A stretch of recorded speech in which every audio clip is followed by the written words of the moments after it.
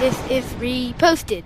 Today we're joined by Gina Grad. She's a podcaster, radio personality, and voiceover artist. You can check her out 5 days a week co-hosting the Adam Carolla Show. She's a news anchor for the Tim Conway Jr. Show on KFI AM 640, and her podcast with Teresa Strasser, Easy Listening. It's this great podcast where they talk about shows that you suggest and break down different podcasts. So if you haven't checked that out, check it out. Thank you so much for joining us today, Gina. It's my pleasure. Thank you for having me. Yeah. So I would like to start out. I'm fascinated by you because you work in radio and voiceover, which is wildly competitive. And I love this quote from Dolly Parton. She says, "The way I see it, if you want the rainbow, you got to put up with the rain."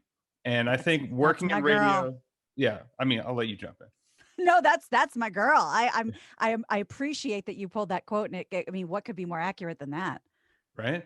So, I mean, do you see a relationship with that between voiceover and radio? Because they're wildly competitive. You started, I think, in Los Angeles, which is the second market. Like, what is that like? You had no safety net? Nothing. I think yes, they're incredibly competitive, and I blame Shrek, and I always will.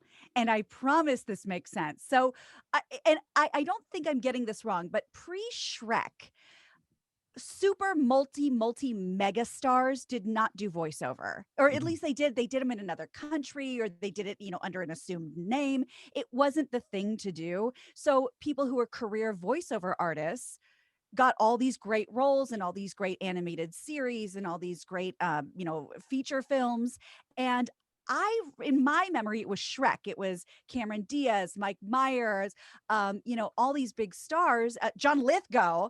And all of a sudden we're like, whoa, they're doing animation. And all the other celebrities said, oh, it's okay to do animation. Well, this is easy. I sit in a booth in my pajamas and, start cashing checks. So it really did make it that much harder and that much more competitive. It sort of bumped everyone down a ring, and I wasn't even on the ladder yet.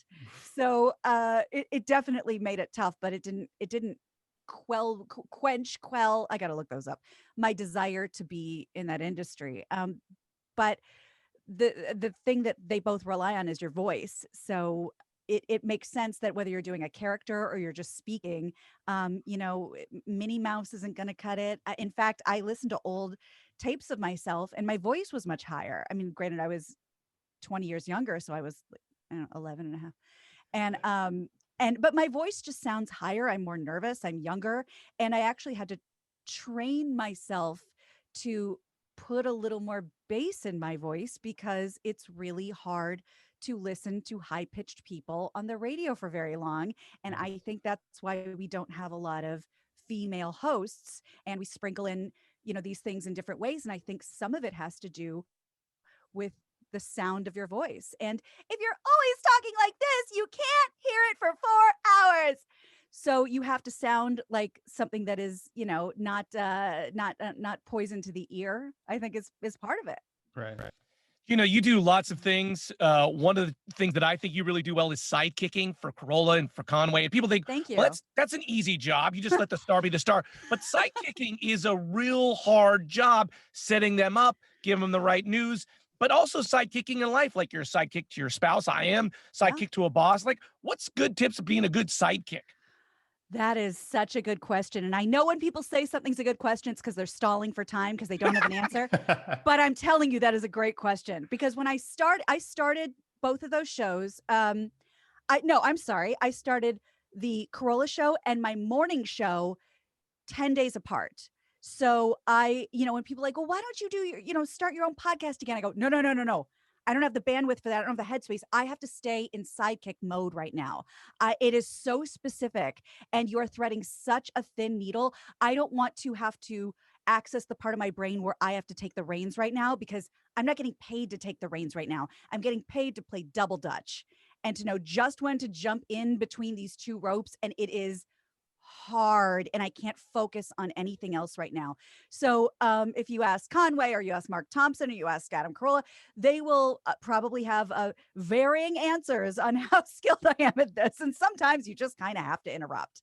But in general, it's tough because your whole job is to pass the ball and not take the shot. And it it is a skill that I've had to learn because there are things about me that I've had to pull back. There are absolutely things about me that I've had to ramp up.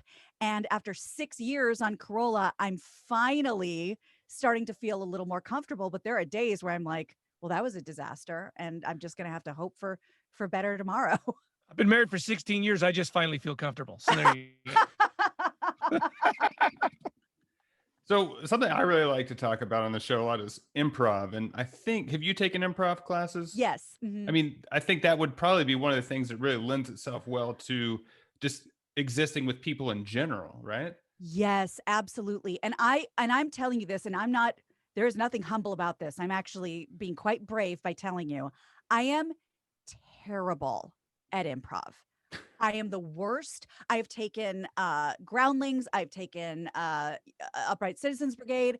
I fail miserably. I was held back at Groundlings.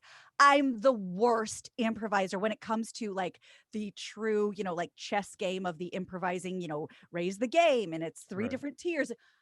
I don't know. It sounds like math. I hate it. My fiance is a master at it and we do it together and I'm like, what did I just do? He's like, I don't know. But when it comes to when it comes to just listening and being present and yes and in improv, every new piece of information you give your partner is called a gift. Like, don't forget to give them a gift. Like, they need to know where they are, what your relationship is, why they're there. And I just try to listen for gifts. With Adam, I try to give a few gifts. And that's as far as in the improv training as I've ever been able to wrap my head around. I think one of the problems with America right now is we've lost middledom. Like we lost, you got to be either left or right. And I Yeah. feel like the shows you're associated with Adam, with Conway, with Mark O'Brien guys, is that they don't really care about the left or the right. They just care if you're stupid. If you're stupid, you're out. I feel like there's a gift you guys have of really kind of tacting right down the middle.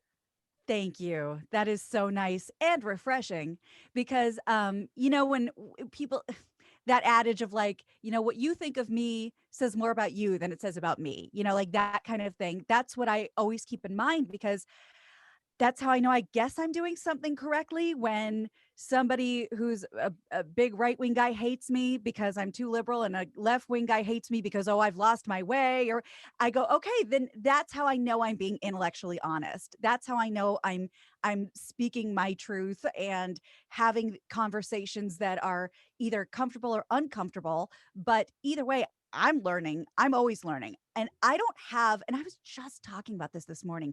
I have always admired people, especially women, who have a very clear point of view, very solid, unwavering. And I am so jealous of that because I don't have that. I have, well, that's a good point. Well, that's a good point. And you'll hear me on Corolla a lot going, okay, I think like trying to be the translator. Like, okay, Adam, what you're trying to say is this, but Brian's point, and I don't have a, that's what I think. And F you, I don't have it. And I know it's more compelling and maybe more entertaining, but I wasn't born that way. I wasn't raised that way. And I don't have that switch. So I'm kind of always staying open to things, which is why it surprises me when so many people hate me for opposite reasons. Probably because they're not listening. Maybe too. Yes. Can you talk a little bit about, so you have your show with Teresa, Easy Listening, and we were talking about your kind of a sidekick co-host on that Adam Carolla show. What's it like kind of shifting into the realms of like it's all you two and you're driving it. I mean, you've done almost 100 episodes now. Yeah. Like, what has that process been like? It's so great. So I used to host a podcast called The Pretty Good Podcast out when it really truly was the Wild West. I mean, we had 75,000 downloads a show because there was nothing else to listen to. I mean, it was like we were network, around when Lucille Ball was on. Yeah, we were funny ? But there were no other podcasts. So I've been podcasting since 2009. And we did over 2,000 shows. Then I had the Gina Grad show when I worked over at another network. And then, so I'm used to it. It's scary. I'm not someone who wants the reins, but I definitely want to be able to tell a story when it pops into my head. So when we have, when it's Teresa and I, who we really are just friends. I've known her since 2006. We just go have wine and fries and, sit at the table in Los Feliz in Hollywood for, 4 hours. That's kind of what we're doing. So it feels very comfortable. We're not working too hard.